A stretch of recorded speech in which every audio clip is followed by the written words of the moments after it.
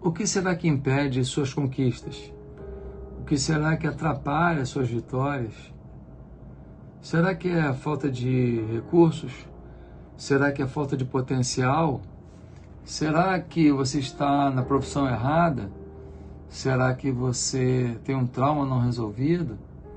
Olha, tudo isso pode ter algum sentido, mas existe uma coisa que é muito ignorada e que tem atrapalhado o sucesso das pessoas, tem atrapalhado a felicidade das pessoas, tem atrapalhado as conquistas das pessoas, tem atrapalhado o ir além das pessoas. Quer saber o que é? Fica comigo nesse vídeo, você não vai se arrepender. Por hora, se inscreve no meu canal, toca no sininho, porque assim todo dia você vai ser lembrado que tem uma nova postagem de um vídeo para você. Comenta aí o que você achar do vídeo, me dá um like para dar uma força no vídeo aí, tá bom? Hoje quero ler com você o Salmo 66, no versículo 18, que diz assim: se eu no coração contemplara o pecado, o Senhor não me teria ouvido.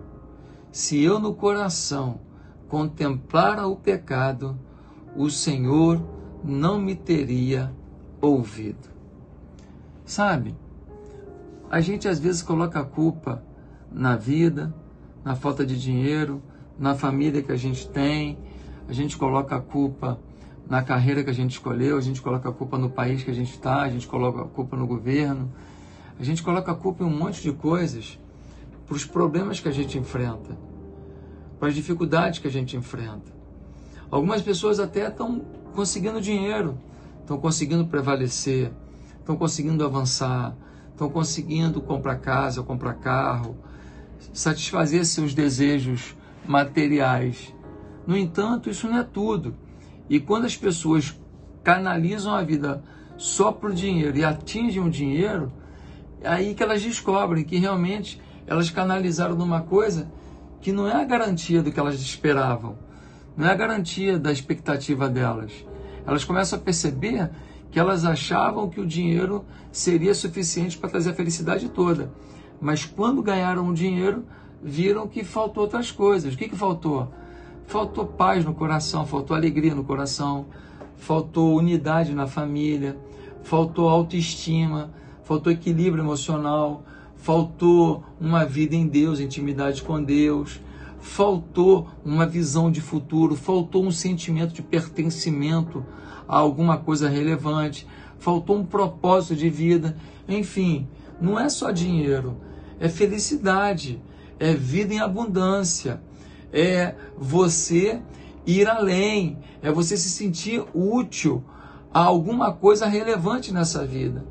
Então, o que atrapalha isso? Poxa, muita coisa atrapalha isso. Que pergunta? Por que você está perguntando isso? Eu estou perguntando para saber se você reconhece que uma das coisas que mais atrapalha isso é o que diz o Salmo 66. Quando o salmista está dizendo, olha, se eu não tivesse dado uma olhada para dentro do coração, Deus não ia me ouvir, por causa do meu pecado. Se eu não tivesse visto o pecado na minha vida, Deus não ia me ouvir. O que o salmista está dizendo?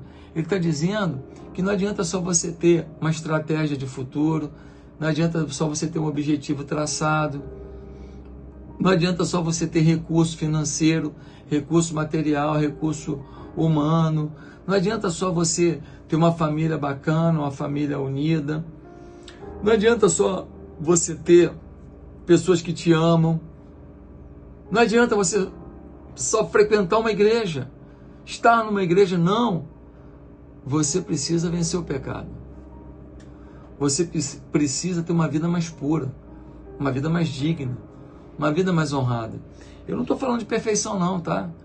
Eu não estou falando que você vai viver uma vida isenta de pecado, uma coisa maravilhosa, que todo mundo vai ver, só milagre na tua vida. Eu não estou falando isso. Mas eu estou falando de você não viver uma vida de pecado. Qual a diferença de uma vida de pecado para uma vida com pecado? Uma vida de pecado é aquela vida que você vive enfurnado em algum tipo de pecado e você não faz nada para se livrar. Uma vida com pecados é uma vida que de vez em quando acontece pecados. E aí você pede perdão a Deus, se arrepende, muda o caminho, muda a postura, vai por outra fonte de solução. Agora, a pessoa que vive no pecado, ela é uma pessoa que instalou um pecado. E qual é a maior desculpa que as pessoas dão para determinados pecados? Elas dizem assim: eu sou bom nisso, eu sou bom naquilo, eu sou bom naquilo outro. Mas esse é o meu fraco. Essa é a minha fraqueza. Ah, o espírito é forte, mas a carne é fraca.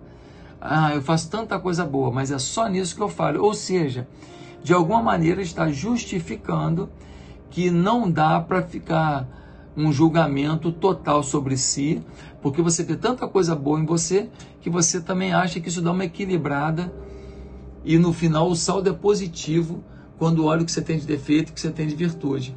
Mas nem é assim que funciona. Imagina um prato de comida. Um prato de comida. Eu vou e jogo sobre aquele prato de comida um pouco de água do esgoto. Água do esgoto. Eu jogo em cima de um prato de comida. Pô, tu vai comer comida?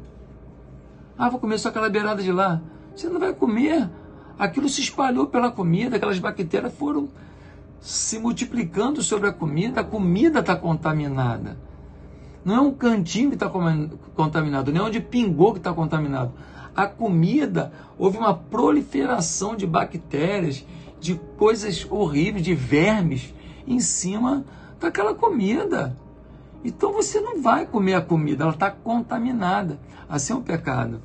Quando você tem um pecado instalado, que pode ser a mentira, que pode ser a corrupção, que pode ser a arrogância, que pode ser o seu orgulho, que pode ser uma sexualidade diferente da sexualidade entre um homem e uma mulher no casamento, que é o que a Bíblia define. Então, quando você vive essas coisas, quando você vive qualquer tipo de vaidade, quando você vive ostentação, todo mundo tem a sua vaidade, mas aquela vaidade de ostentar, de provocar. Quando você vive essas coisas, o que acontece com você? Você está com o pecado instalado. Você tem uma vida em pecado. Ou seja, você está contaminado. Sua vida está contaminada.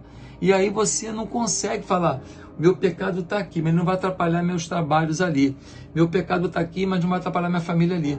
Meu pecado está aqui, mas não vai atrapalhar minhas amizades ali. Meu pecado está aqui, mas não vai atrapalhar meu projeto de futuro, minha visão extraordinária de futuro ali.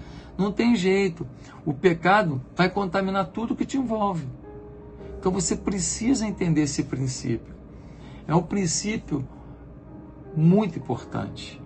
Muito importante. Um princípio fenomenal, essencial para a tua vida. Então, purifique-se. Faça como diz o Salmo 66. Contempla o pecado do seu coração, para o Senhor te ouvir. Que Deus te abençoe. Amém.